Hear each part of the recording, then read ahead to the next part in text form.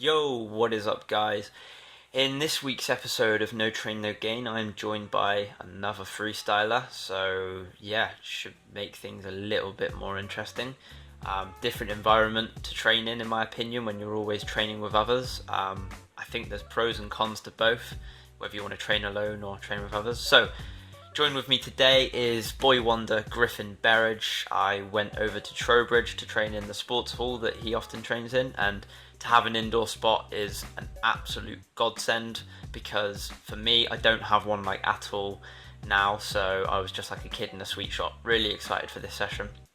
And at first we started just warming up with the classic game of Can You Do Better, but Griff wanted to simplify it to just making it so that you just add on a trick. It can be any trick, and basically you're just going up in numbers rather than having to copy the exact same combo that someone's done. So yeah, pretty easy way to warm up, to be honest, but obviously you can't really, well, I suppose you could do this on your own, but yeah, November trainings so far have been going well for me. However, the one thing that is a little bit annoying is just my luck at the minute. It seems that as one injury heals up, I get another one, and that's exactly what's happened. So yeah, I won that game of Can You Do Better there. And then we're on to the serious training. Very envious of how Griff can like just whack out his fen around the world. But yeah, like I was saying, I've unfortunately sprained ligaments in my right foot.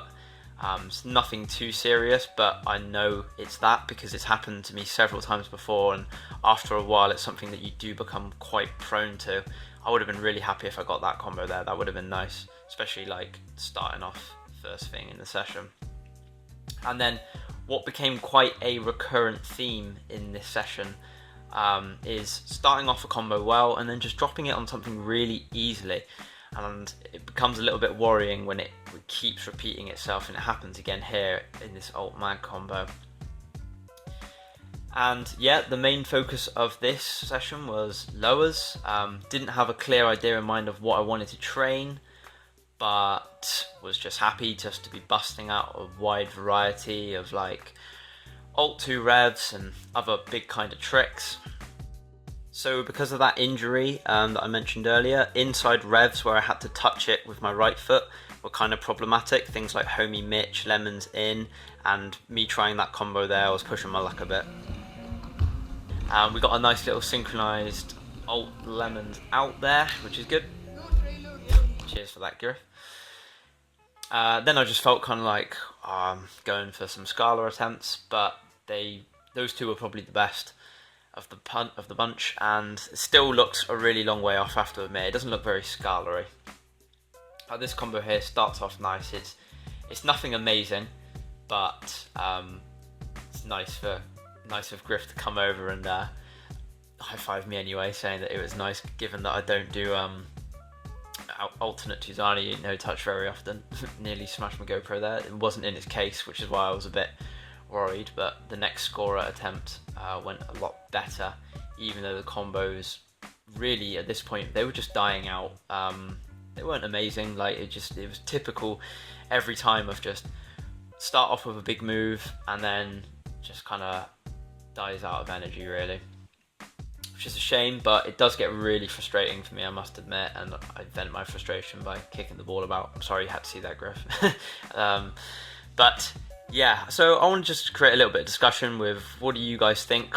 What works for you best? Do you prefer to train alone? Do you prefer to train with others? And if so, why? For me personally, I like to mix it up. I think that there's pros and cons to both. And in this session in particular, it was really good to have another person there, just to kind of talk to, really. But it's like they offer their input as well and advice, and it's always good to have another person's perspective on things. That combo there I was happy with because it was Pally trick, Mitch no touch, and that Mitch no touch is weak foot, and my weak foot is pretty bad. This clip is just to illustrate to you guys I have not been neglecting sits. Like I said, I am working on them. I do want to get better at them. My weak foot there though was what let me down. So after me and Griff kind of were like doing our own thing with our own cameras respectively, we kind of just spent some time with sits, and he was trying to like point me in the right direction of trying to land reverse Demetto, because never done it. And after a while in this clip, this is just me illustrating when I realized like what I was doing wrong, and from there onwards I kind of knew in my mind it was only a matter of time. And I'm sure you guys will probably be able to resonate with this actually, when you have a session where you just know you are so close to landing this trick and it's just a matter of time, and it's really exciting, but it still just kind of keeps eluding you.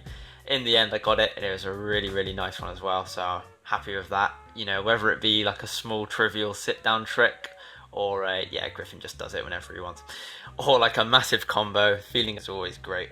And yeah, that was pretty much our session. Predominantly lowers, and didn't feature much of Griffin in this video because this series is supposed to kind of like work as kind of like a training diary for myself and my perspective on things. But I hope you guys enjoyed it anyway, and yeah, stay tuned for more. Happy days. Peace.